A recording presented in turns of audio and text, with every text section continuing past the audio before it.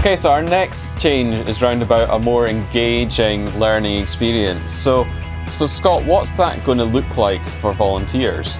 Well, yeah, a big move, as we're all well versed that we go to a Scout training course, but we're now going to engage in learning, and I suppose that's very much about training is very much something that's perhaps forced on you, given you as medicine, whereas learning is something that you're sort of self-motivated and enthused to kind of take part in.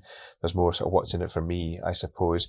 And this is we are going to replace the current adult training scheme, which is renowned across across the sort of the third sector as being, good quality, and what's been on for years is great. But I suppose it's about being ahead of the curve and keeping it relevant and up to date for kind of the age we're in, I suppose. It's very much a move to digital, but digital first, but not digital only. Mm-hmm. Lots of the learning will still happen face to face where appropriate. And if required, and the new digital system is going to host this the learning experience platform, and obviously by having that, it is going to reduce the heavy admin burden that goes on many people to try and deliver the current training program. There will be new content that's brought up to date and adapted. And I suppose there's also a shift where we've got core learning that's will be mandatory for all members. But I suppose a change is that actually earning your wood badge is something that will become optional in time, and that's, I suppose, again, it's hopefully what will happen is people will be self-motivated to get the wood badge rather than being told, look, you've got to go to all these modules to get your wood badge, otherwise you're in trouble. I suppose those are the kind of the start of what the changes are. Cool. No, thanks for that. And I'm interested to hear what some of the drivers are behind this change from training to learning. Yeah, well, back in Summit 17, volunteers were asked, they asked the learning to be far more simple and much more accessible, a focus on practical skills, and actually what people need to do for the role, rather than just to say that that's them, they're trained. Mm-hmm. And lots more research led to that concept of moving from training to learning. And as I say, that the idea that Scout volunteers want to do their best, because that's what we promised that we'll do, and we will engage in that continuous development. And I suppose it's about moving away from, hitting people with a stick to their training or their learning, and them being motivated to do it just off their own back, I suppose. And I suppose there's sort of 5 key principles for that. We're looking to kind of make sure that the learning we do is relevant. It's bite-sized, so which makes it manageable.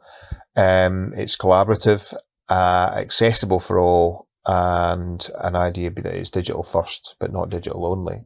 Martin, do you want to maybe explain a bit about how the sort of timeline looks for this, how this is going to look, this fits into the next year or two? Yeah, sure, certainly. The new learning process is going to be rolled out over the next few years. And as you can see in this timeline, the first part of the new learning resource is going to be around about the core learning. And that's going to replace the existing getting started training. And whilst there will be a lot of similar content focusing on things like safeguarding, safety, and essential information that you need for the role, it will also go beyond that essential information, building out and encouraging volunteers to develop the skills that they need for the role that they're doing.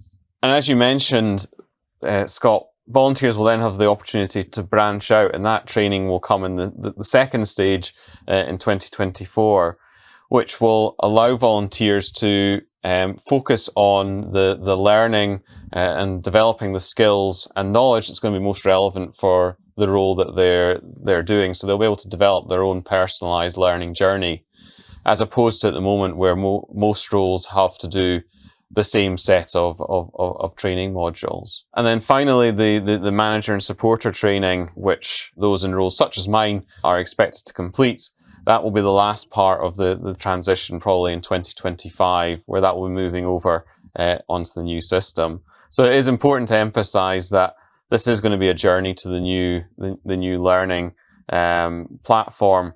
And so people should continue doing their existing training and working towards their wood badge as necessary as we roll out this new process. No, thanks for that, and that's quite helpful. And obviously, all of this is sort of supported with this new learning platform that is linked to the new membership system. And the good thing is that learning records will get automatically updated, and there'll be a sort of reporting function, and the learning plans will get auto-generated, and the good thing also is that learners can sort of stop and start. They can do it. They don't have to sign up to a course at the training hut on a Sunday. They can choose to access it at a time that suits for them at midnight on a Tuesday, if that's when it is for them. And they can sort of stop and start and come back to it in sort of smaller chunks. And the assessment for it or the validation is baked in with it. And reminders will get sent out automatically when deadlines kind of start to kind of appear. So again, it just makes it perhaps a bit more joined up and a bit more slick and saves everyone's time. And yeah, people feel that, yeah, this is something that's just, it works, I suppose. That's kind of what we're aiming to try and achieve. That all sounds brilliant. And I think I'm very excited for what this new learning is going to bring, and helping our volunteers to develop the skills that they need for the roles. And I think just finishing by emphasizing that message that as we do transition, please do continue to work through your personal learning plans and training and make use of the existing provision. But I hope you're as excited as we are about the new learning platform that is coming. So thanks very much again, Scott. And we look forward to giving you more information in our next video. So thanks very much for joining us.